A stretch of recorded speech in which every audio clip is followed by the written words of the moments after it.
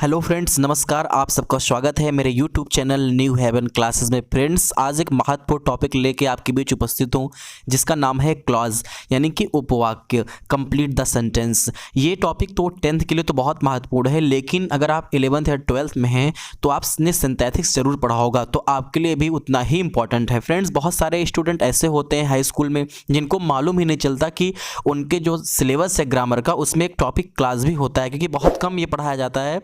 तो इसको दो नाम से आप पुकार सकते हो, क्लॉज यानी कि उपवाक्य, या अगर और आपको समझना हो तो आप कह सकते हो कंप्लीट द सेंटेंस यानी वाक्य को पूरा करना। तो मैं वीडियो को स्टार्ट करने के पहले आपको इतना बताना चाहूँगा कि ये होता क्या है। इसमें आपको सेंटेंस दिया होगा, आधा सेंटेंस, और आपको आधे सेंटेंस को कंप्लीट करना होगा खुद से। उसमें अलग अलग कंजक्शन यूज करने होंगे जो मैं आगे आपको समझाने वाला हूँ। तो बने रहिए हमारे इस चैनल न्यू हेवन क्लासेस के साथ।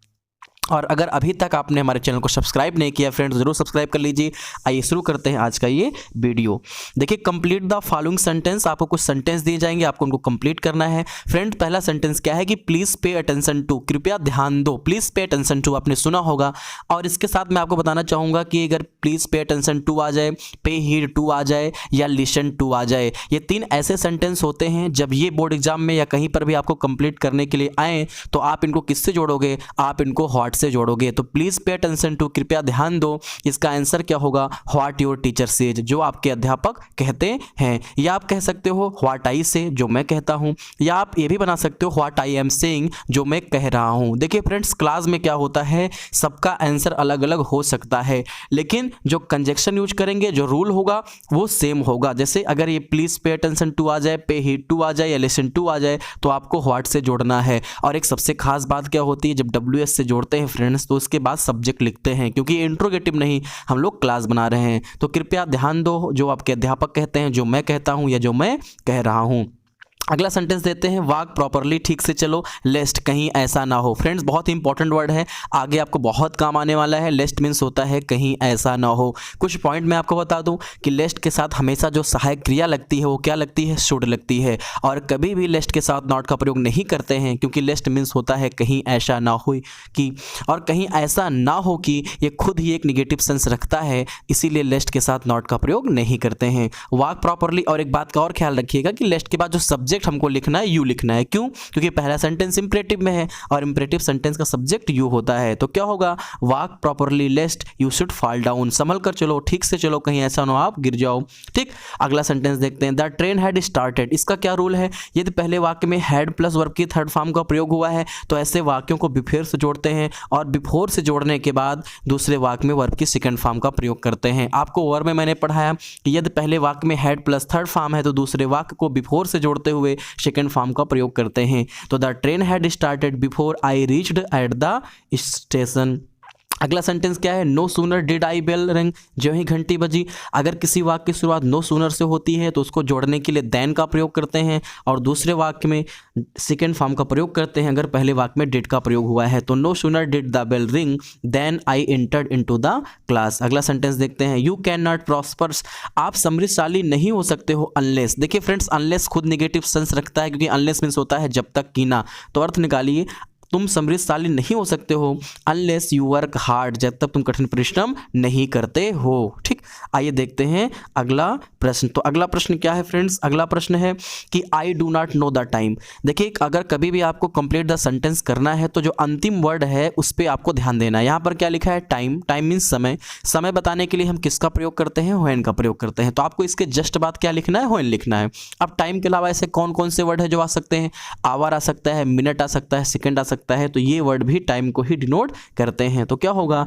आई do not know the time when he will come, या आप कह सकते हो कि आई do not know the time when he comes, कि वह कब आएगा या वह कब आता है। फ्रेंड्स, मैंने आपसे कहा कि इसके उत्तर कई हो सकते हैं, सेंटेंस आपका अलग अलग हो सकता है, लेकिन जो रूल है कि टाइम के साथ व्हेन लगाते हैं वो सबका सेम होगा, क्योंकि रूल से आप परे नहीं हो सकते हो, बट सेंटेंस आप डिफरेंट बना सकते हो।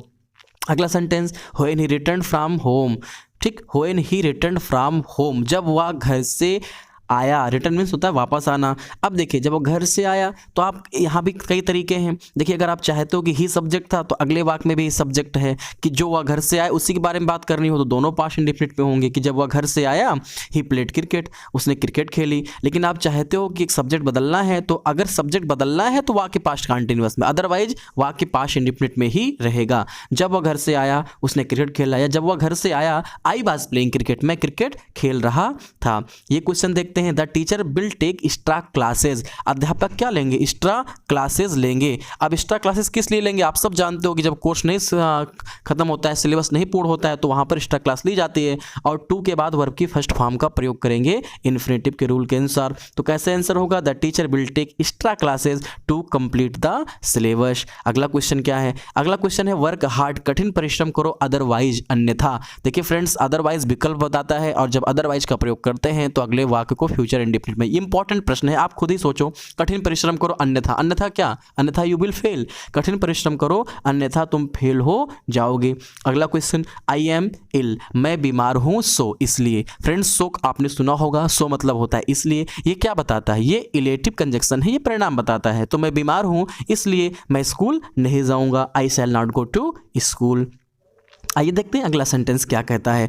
अगला सेंटेंस कहता है कि आई do not know the reason, मुझे क्या रीज़न नहीं पता है। फ्रेंड्स मैंने आपसे कहा कि अंतिम वर्ड पे ध्यान दीजिएगा। अगर किसी वाक्य में रीज़न या किसी वाक्य में काज शब्द आता है तो ऐसे वाक्यों को किससे जोड़ते हैं? ऐसे वाक्यों को व्हाई से जोड़ते हैं, क्योंकि ये दोनों क्या बताते हैं? कारण प्रकट करते हैं।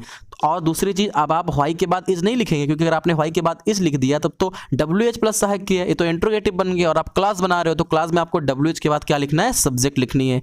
तो I do not know the reason, मुझे कारण नहीं पता है, व्हाई शी इज बीपिंग।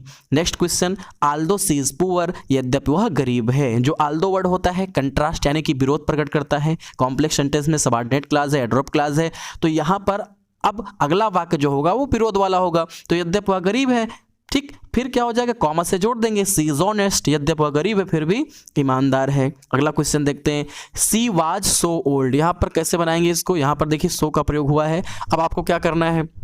अब देखिए अगर किसी वाक्य में शो का प्रयोग हुआ है, अगर वाक्य में सो का प्रयोग हुआ है, दो चीज़ें यहाँ पर ध्यान देनी है। अगर एडजेक्टिव के पहले हुआ है तो वाक्य को दैट से जोड़ेंगे और अगले वाक्य में कैन नॉट या कुड नॉट का प्रयोग करेंगे। ठीक, आपने देखा था आई एम, वहाँ पर था आई एम इल सो, वहाँ पर सो बाद में आया था तो वहाँ पर क्या था? परिणाम था और वहाँ पर आपने सेंटेंस लिख दिया। लेकिन यहाँ पर ओल्ड के पहले सो का प्रयोग हुआ है तो क्या करेंगे? दैट से जोड़ेंगे। देख लीजिए उत्तर कि she was so old that she could not run. ठीक, she was so old that she, देखिए यहाँ पर सब्जेक्ट सी था तो सी हो गया, पास्ट टेंस था तो कुड नॉट हो गया, अर्थात वह इतना ओल्ड है कि वह दौड़ नहीं सकती।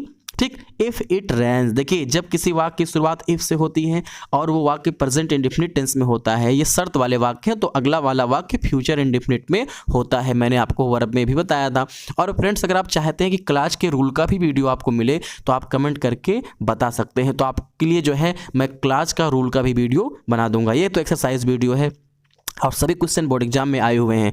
इफ़ इट रेन्स, यदि वर्षा होगी, कैसे बनाएंगे? I shall not go to school, मैं स्कूल नहीं जाऊंगा। यहाँ पर ऐसा क्यों हुआ? क्योंकि देखिए इफ वाले वाक्य में क्या था? यस लगा हुआ था, प्रेजेंट इंडेफिनिट, तो अगला वाला वाक्य फ्यूचर इंडेफिनिट में बनेगा। अगला क्वेश्चन देखते हैं, दिस इज द प्लेस, अंतिम वर्ड पे ध्यान देना है फ्रेंड्स। अंतिम वर्ड क्या है? प्लेस। प्लेस मीन्स स्थान।